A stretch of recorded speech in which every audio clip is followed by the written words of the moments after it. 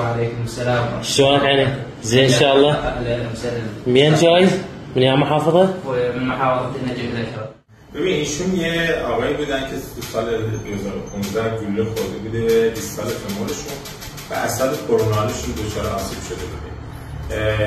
به علت همین برخورد گلوله دچار فوت دراپ شده بوده که انگشتاش بالا نمیومده وقتی راه میرفته یه مقدار دچار مشکل شده بوده، پاش رو زمین گیر میکرده. میاد مشهد عمل اکسپلور و ریلیز اثر کروناله براش انجام میدن که بازم نتیجه نمیگیره و ما دیروز براش تاندون ترانسفر انجام دادیم.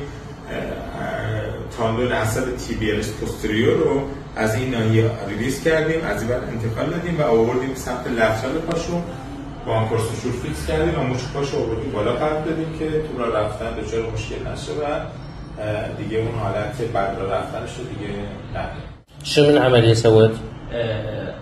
أنا مجاهد الحج الشعبي تصوت بال 2015 مسوي نقل أوردة بأساس أول شيء رادوا يبترونها كركوك وسووا نقل أوردة دموية بسليمانية.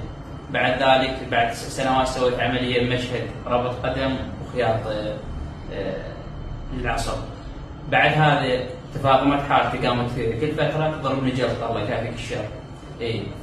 آخر شيء جيت الدكتور إيمان محمد جزاه الله خير الجزاء قال سبب مشاكل جسمك القفص الصدري وسبب الجلطات كله بسبب رجلك، لأن رجلك ما جاي يوصلها دم يداور فيها والعصب ميت فيها، لازم نسوي لك نقل أوردة ونقل أوتار. شلون العملية؟ العملية جيد جدا أخوي الحمد لله رب العالمين، والمستشفى الكادر كله طيبين. كادر المستشفى شلونه؟ كادر المستشفى كلهم طيبين، يعني من ممرضات من سيسترات. دكتور جزاه الله خير الجزاء، تفضل بعد.